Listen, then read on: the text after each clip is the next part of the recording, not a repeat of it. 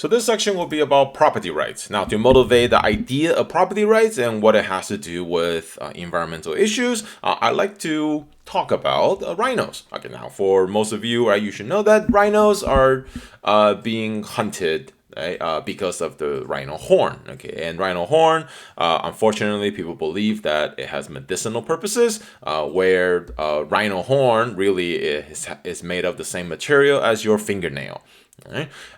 Now, to get these rhino horns, then they have to, instead of cutting it off, right, poachers find it easier to just kill the rhino and cut off the horn. Okay. Now, so humans always had a very volatile relationship with rhino for the past hundred year. Okay. Now rhino also, because of the geographic location across the continent of Africa, it provides us an opportunity to do a natural experiment. Okay. So here we go. So white rhinos are mostly in South Africa.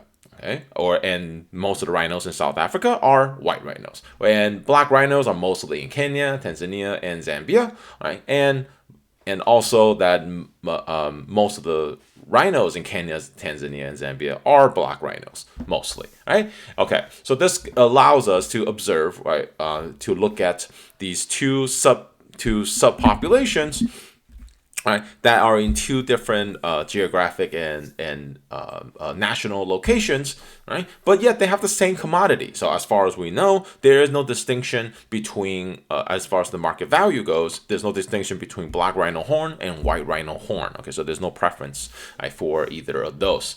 Okay. Also, rhinos do not have any natural predators. Okay. That means any major rise or fall in the rhino population can be attributed to human involvement.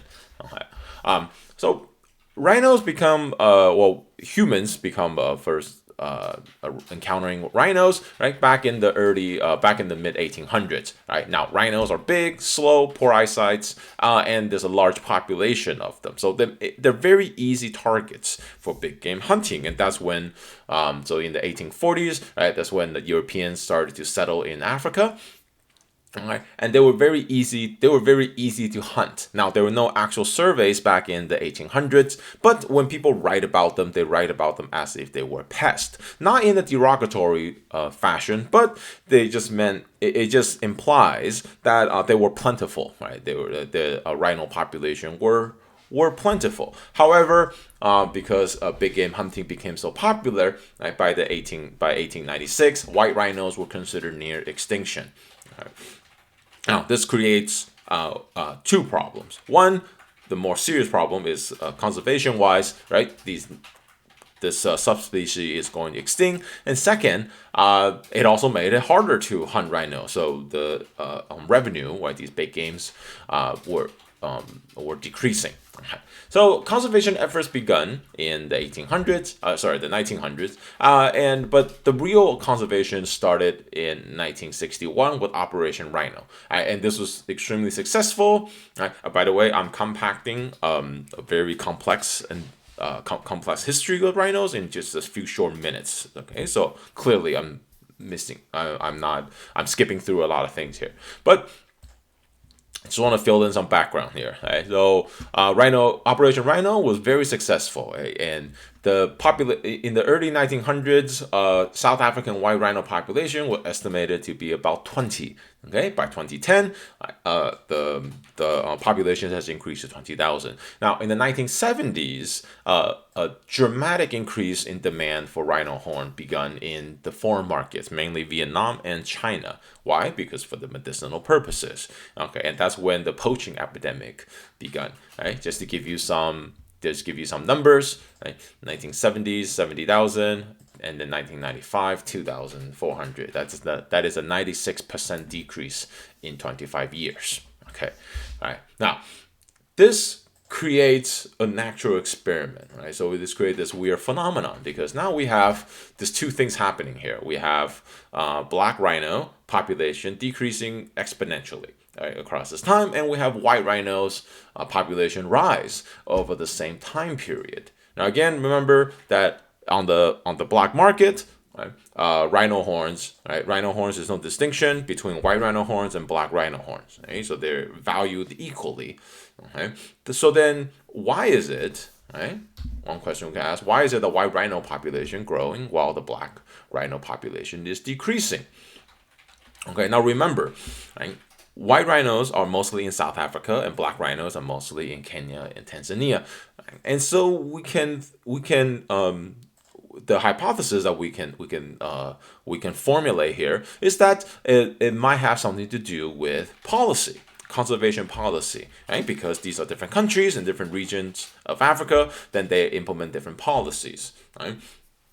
Okay. Now, to understand that policy, to understand why this might be, I want to pose a second question: why are rhinos going extinct while cattle are plentiful? Now, both of these animals are in high demand, right, and very valuable. In fact, rhinos are way more valuable than cattle. Right? A rhino horn on the market is worth more than gold or cocaine by weight. Okay, but then, so why is it that you have two animals, right? And I picked cattle, by the way, because in the anatomy of cattle is very similar to rhino. Okay, so why is it that why are rhinos going extinct but cattle are plentiful? Right? And this has to do with property right. It is legal, right, to own and raise cattle. Therefore, people have an incentive, right, to protect cattle and to make sure the population is strong. Rhino, however, right, it is illegal, right, to farm and harvest for in most parts of the world, except for South Africa. Right? So, and this gives us a clue into explaining the difference here. Right? In South Africa, right, it is until recent years, it is legal to sell and trade rhino horn. Then it provides an incentive for people to own white rhinos and harvest them, right? Harvest them for their horn, and it made rhino much more valuable alive, because if you keep a rhino alive, then you can harvest the horn every few months, right? Now, the rhino do need their horn, but if the rhino is growing up in the sanctuary where the humans are protecting them and providing them with services, right, then they can do well without their horns. Right? Whereas in the rest of the world, mostly in Kenya and in Tanzania, right, black rhinos, just rhino horn in general, were illegal to harvest. Right? So then there were no incentive to protect rhino, or less incentive for individuals to protect rhino and harvest and farm rhino. Right? So this has to do with property rights. Now, this is a hypothesis. Now, do I have any evidence, or is there any evidence to support this hypothesis? Well, actually, I think so. Right? So in 2009, so not too long ago, South Africa banned the legal trading of rhino horn. Now, the law was actually passed in 2004 through the Biodiversity Act, right? But it takes a few years, as with these things, for the regulation to actually implement. Okay, so 2009, that was when South Africa officially bans legal trading of rhino horn. In 2017, that ban was lifted. So now, just a couple years ago, rhino horns were legal to sell again. Now let's see if that has any impact on the poaching effort in South Africa. So here is rhino poach in South Africa, just South Africa, not the entire continent of Africa. Right? And we can see, right, a very clear spike, right after the ban was put in place. So the rhino horn ban, and now the only way to get rhino horn, right, is through poaching, and you're looking at thousands, compared to, right, just a few tenths increase. And then what do we see in 2017 when the ban was again lifted? We see an immediate drop, right, in rhino poached.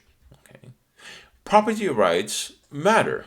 Right? Property rights, and because property rights gives stakeholders, it makes you stakeholders. Like, it gives individual or people, party who are of interest, right, a say in some way of benefiting, right, from the protection of that resource.